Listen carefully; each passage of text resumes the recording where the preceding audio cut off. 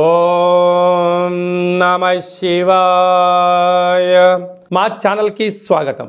వృషభ రాశి వారికి ఈ క్రోధినామ సంవత్సరంలో ఎలా ఉండబోతుందో ఈ వీడియోలో సవివరంగా సంపూర్ణంగా తెలుసుకుందాం. వృషభ రాశిలో ఏ నక్షత్రాలు వస్తాయనగా కృతికా నక్షత్రంలోని 2, 3, 4 పాదాలు, రోహిణి నక్షత్రంలోని 4 పాదాలు, మృగశిర నక్షత్రంలోని 1, 2 పాదములు కలిపితే వృషభ రాశి. అలాగే వృషభ రాశి యొక్క అధిపతి శుక్ర భగవానుడు. వీరికి ఈ సంవత్సరం ఆదాయ వ్యయాలను ఒకసారి క్షుణ్ణంగా పరిశీలించినట్లయితే ఆదాయం 2, వ్యయం 8 అనగా కొద్దిపాటి ఖర్చులు పెట్టే రాశులలో కూడా వృషభ రాశి ఒకటే అని చెప్పి గుర్తుపెట్టుకోగలరు. ఇక్కడ కూడా ₹6 అదనంగా ఉన్నాయి కనుక ఈ సంవత్సరం మీరు ఏంటంటే ఖర్చులు తగ్గించుకోవాలి, విలాసాలకు దూరంగా ఉండాలి, వాహన ప్రమాదాలు పొంచి ఉన్నాయి, అనేకమైన ఖర్చులు ఉన్నాయి కనుక వీలైనంత వరకు మౌనం, ధ్యానం, ఆధ్యాత్మికత, వీలైనంత వరకు పెద్దవారి మాట విన్నట్లయితే వీటన్నిటి సవరించుకునే పరిస్థితి అధికంగా ఉంటుంది. మితిమీరిన వేగాలు పనికిరావు. తొందరపడి మీరు ఫ్యాక్టరీలు, కర్మాగారాలు, వ్యాపారాలు ప్రారంభించకపోవడమే ఉత్తమోత్తం అని చెప్పి గమనించగలగాలి.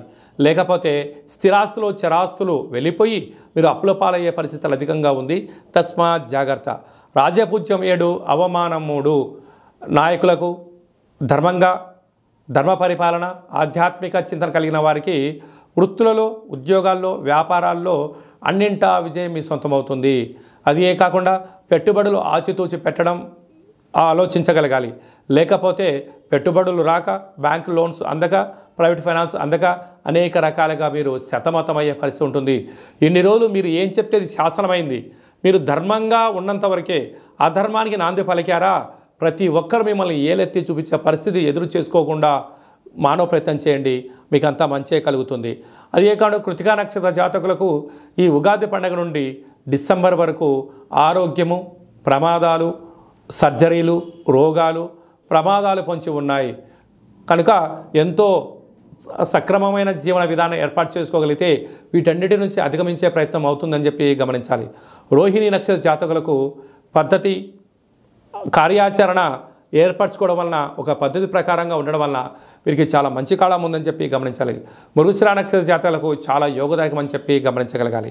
అదే కాకుండా ఈ సంవత్సరము ఈ రాశాధిపతి శుక్రుడు అవ్వడం, ఈయన సేనాధిపతి, అర్ఘ్యాధిపతి, మేఘాధిపతి కూడా అవ్వడం వలన వ్యవసాయ సోదరీమణులకు మంచి పంట పండడం, తెలుపు ధాన్యం అనగా పత్తి, వడ్లు బాగా పండడం, వ్యవసాయ క్షేత్రాల్లో సకాలంలో వర్షము, నీరు అందడము, అలాగనే సంపూర్ణమైనటువంటి నాయకత్వపు లక్షణాలుగా ఉండడము, ధర్మంగా ఉండడము, నిత్యం నూతన వస్త్రాలు ధరింపచేయడము, వజ్ర వైడూర్య మరకత ఆభరణాలతో విలాసవంతమైన జీవనాన్ని పొందడానికి అవకాశం ఉంది.